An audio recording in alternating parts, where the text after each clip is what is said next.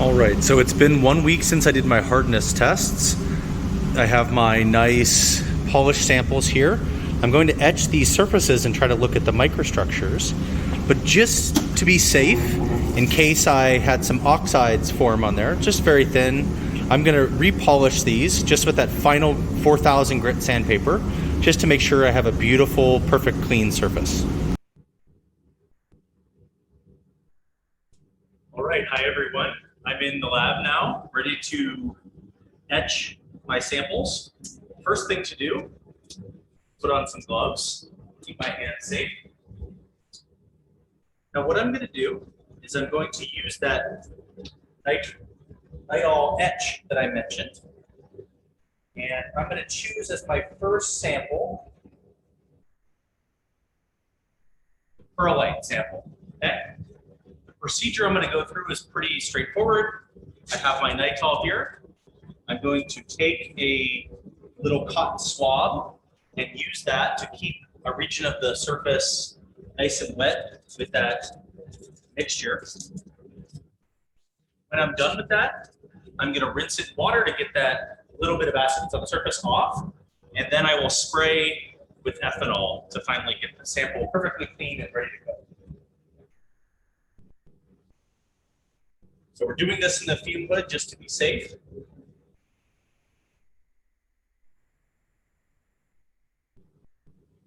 I'm not going to mix that at all. I'm just going to leave it. Now,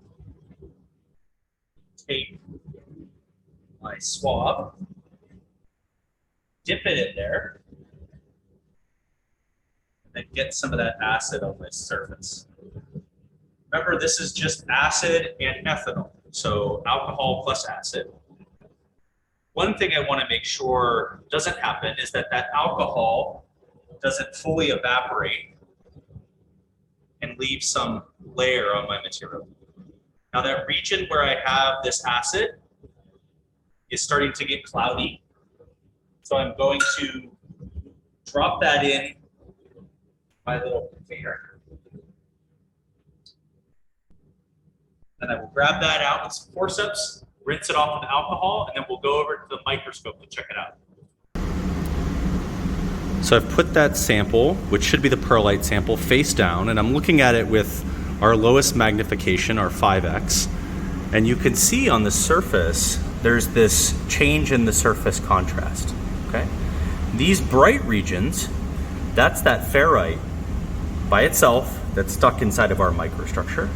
And these dark regions are the perlite regions. We'll zoom in and see some differences. I just want to show you, I had said that the surface of my sample became cloudy, and I can show you that by going pretty far and showing where I have the perfect unetched surface. What's kind of funny is I go past where my indents were, and as I move further onto the sample, I can go to a region where I no longer have that surface contrast. I need to refocus my microscope, but there I can just see some of those surface scratches from my polishing. Okay? So that cloudy region is actually where we can start to see our microstructure.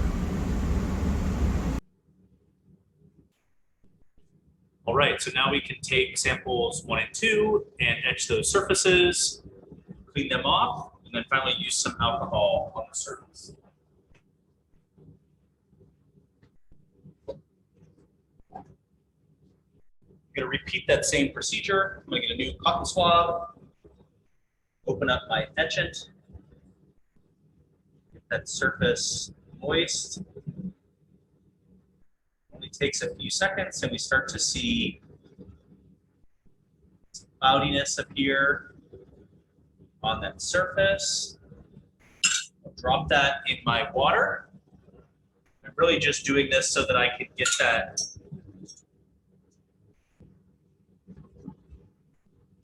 acid off there. And then now my final step, I'm going to clean that water off with this alcohol.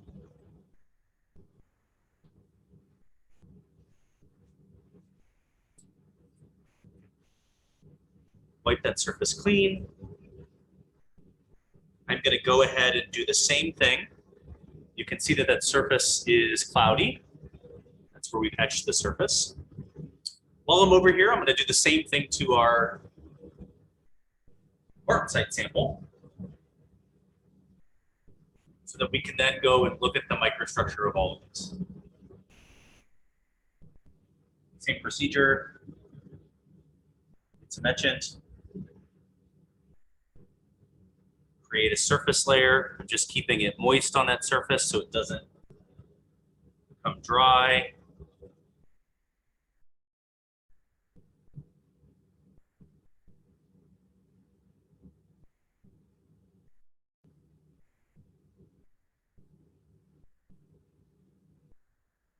Starting to see some cloudy features on that surface. So I can drop that in my water.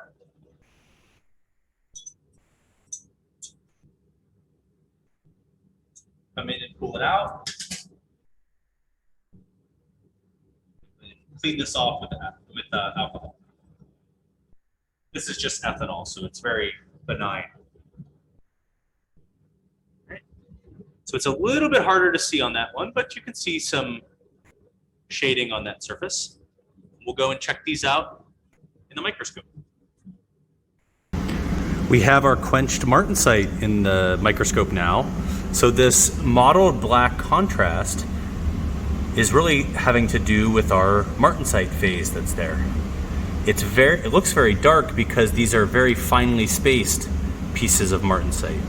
And we'll try to zoom in and see some more, but just to show you, if I come down, I can move off the region that's been etched and find the nicer, cleaner region. Okay, just some surface scratches and that's it. And then if I move back, I see this dark mottled contrast. So now we're zoomed into that quenched martensite structure at 50x, and you can still see these really fine features. A good example is this region right here where you can see those fine slices of the martensite. And as a point of comparison, this is the tempered martensite. You still see the dark regions and the light regions, but you can tell they're much, much coarser.